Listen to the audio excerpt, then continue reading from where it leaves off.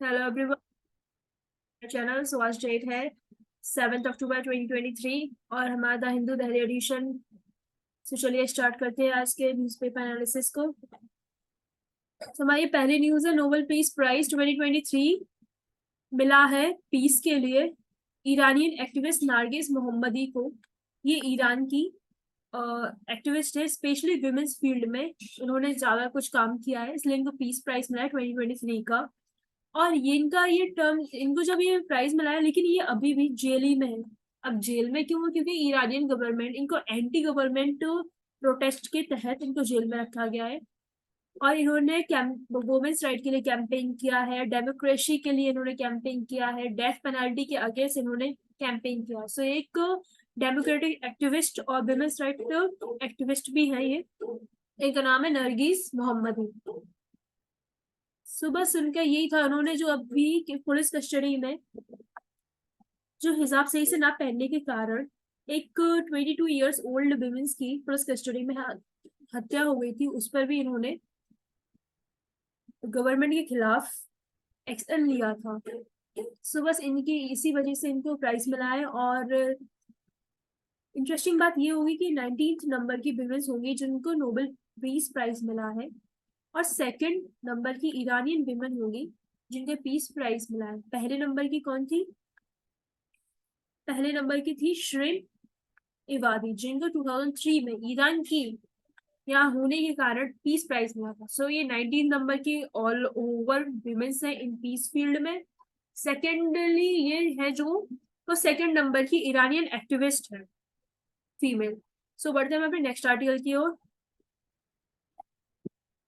सो ये आर्टिकल है aligning higher education with the United Nation SDG.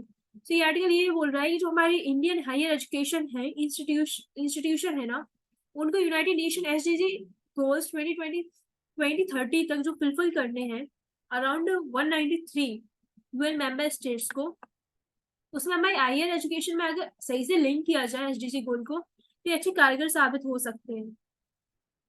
और इसमें इन्होंने ये भी बोला जो एसडीजी रिपोर्ट 2030 तक हम लोग को कंप्लीट करना है, लेकिन कुछ ड्रॉबैक ऐसे आए like covid, Russia Ukraine conflict, big global economy and climate crisis की वजह से कि हम लोग एसडीजी गोल कंप्लीट नहीं कर पाए। इवन हम लोग उनके ट्रैक पर भी नहीं है कंप्लीशन के। तो इसमें ये बोला गया है कि एसडीजी फॉर क्वालिटी एजुकेशन से रिलेटेड है, और उसमें जो हमारी न्यू एजुकेशन पॉलिसी है 2020 की, उसमें ज्यादा मतलब एसडीजी ओरिएंटेड मानी गई है, और एक अच्छा कदम है कि जो होनी चाहिए एसडीजी के हिसाब से।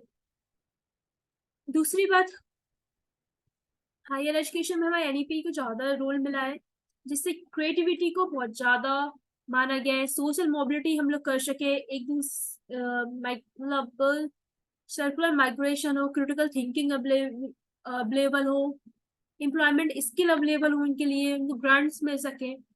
और ओईसीडी की रिसेंटली एक रिपोर्ट आई थी, इसमें ये बोला गया कि जो 12th पास स्टूडेंट्स होते हैं उनकी कंपैरिजन में जिन्होंने हायर एजुकेशन की डिग्री ली है, वो अराउंड 54% ज्यादा एम्प्लॉयमेंट जनरेशन में अपना कंट्रीब्यूशन देते हैं। हाँ, university inclusive education better protects people against, इसमें ये बोला गया कि हम एक हायर एजुकेशन की अगर अच्छी यूनिवर्सिटी इंक्लूसिव एजुकेशन है तो वो कौन कौन से एसडीजी को फुलफिल करेगी। एसडीजी नंबर 1 जो कि हमारे पॉवर्टी के अगेंस्ट है, एसडीजी नंबर 2 जो कि हमारे हंगर के अगेंस्ट है, एसडीजी नंबर 3 जो कि गुड हेल्थ एंड वेलबींग के लिए है, और एसडीजी 5 जो कि जेंडर इक्वलिटी के लिए है। सो ये फुलफिल करेगा। उसके साथ ही जो हमारा decent work and economic growth है अंडर एसडीजी 8 के तहत, और जो इनइक्वालिटी को कम करने हैं, जेंडर इनइक्वालिटी, वो एसडीजी 10 के तहत भी हम लोग अपनी हायर एजुकेशन के थ्रू फुलफिल कर सकते हैं। सो इसमें यही बोला गया है। साथ में इनडायरेक्ट वे में एसडीजी 7 को, एसडीजी 11 को, एसडीजी 13 को भी हम लोग एजुकेशन के थ्रू कैटर कर सकते हैं। उसके लिए जरूरत किसकी है? उसके लिए वैल्यू बेस्ड एजुकेशन की जरूरत है, जिससे कि हम खुद का अच्छे से एक एम्प्लॉयमेंट जनरेट कर सके, और दूसरी हमारी जो प्लानिट अर्थ है नेशन के लिए भी कुछ इकोनॉमिक ग्रोथ की फील्ड में भी काम कर सके, जो कि हमारे एसडीजी 15 के तहत लाइफ ऑन लैंड के लिए अच्छा माना जाए। और इसमें इन्होंने बोला है कि अभी रिसेंटली हमारी जो मिनिस्ट्री ऑफ एजुकेशन है उसने यूनिवर्सिटीज की रैंकिंग की है according to the achievement of SDG, और साथ में आपको पता ही है नीति आयोग जो है ना वो एसडीजी रिलेटेड इंडेक्स भी निकालता है। तो ये अच्छा मूव माना गया है, लेकिन अभी डेडलाइन फुलफिल करने के लिए उतना कारगर नहीं है, मतलब उतना इनिशिएट नहीं किया जा रहा है जितना करना चाहिए।